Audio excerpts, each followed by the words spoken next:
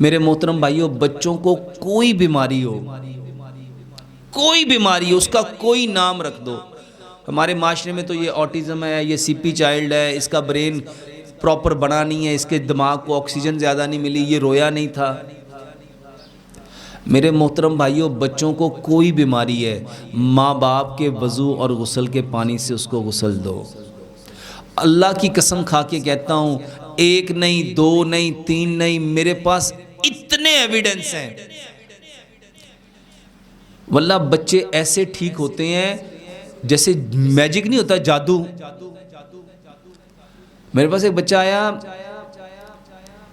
وہ اپنی ماں کے بالوں کو ایسے پکڑ کے نا، ایسے لپیٹ کے ایسے کھینچتا تھا. سوتی ہوئی، وہ سوئی ہوئی ہے اور اس نے بالوں کو لپیٹنا ہے اور اس کو جھنجھوڑ کے رکھ دینا ہے. میں نے کہا باجی ایک بار، صرف ایک بار اس کو غسل دو.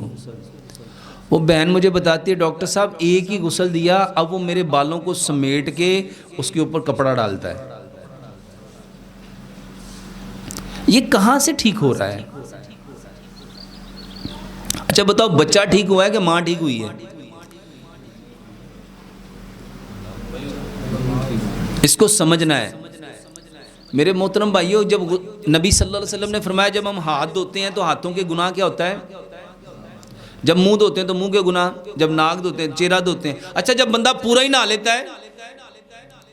میرے محترم بھائیوں، جب ماں باپ غسل کرتے ہیں نا تو واللہ اللہ ان کو پاکیزہ کرتا ہے.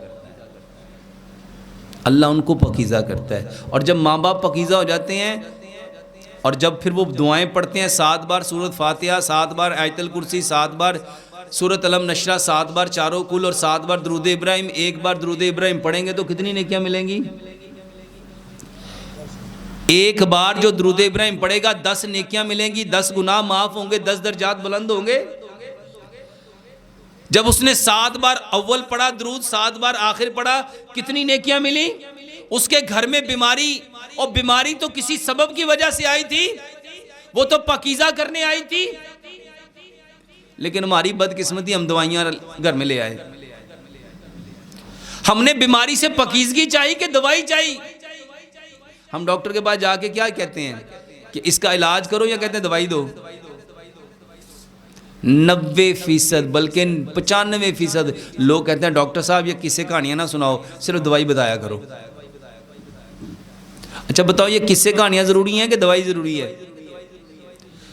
یہ دوائی کھاؤ گے تو بیماری ایک حالت سے نکل کے دوسری حالت میں چلی جائے گی، جس کو سمپٹمیٹیکلی ٹریٹمنٹ کہتے ہیں. اور ہمارے معاشرے میں سمٹمز کے اکارڈنگ علاج کیا جا رہا ہے. وہ بیچارہ ایک دوائی کھاتا جاتا ہے، گردوں کی دوائی کھا رہا تھا، کہتا ڈاکٹر صاحب گردے تو ٹھیک ہو گئے، میدا خراب ہو گیا. اچھا میدے کی دوائی کھاتا جائے گا، کہتا ڈاکٹر صاحب میدا تو ٹھیک ہو گیا ہے، آنتڑوں کا مسئلہ بن گیا. آنتوں کی دوائی کھاتا جائے گا، کہتا جی آنتیں ٹھیک ہو گئی ہیں، گردے دوبارہ سے خراب ہو گئے. کیا ایسا ہو نہیں رہا؟ میرے محترم بھائیوں، ایسا پتہ ہے کیوں ہے؟ کیونکہ ہم نے بیماری کا اصل سبب جاننا چھوڑ دیا. اس بچے کو ماں باپ کے وضو اور غسل کے پانی سے غسل دو، بہترین علاج.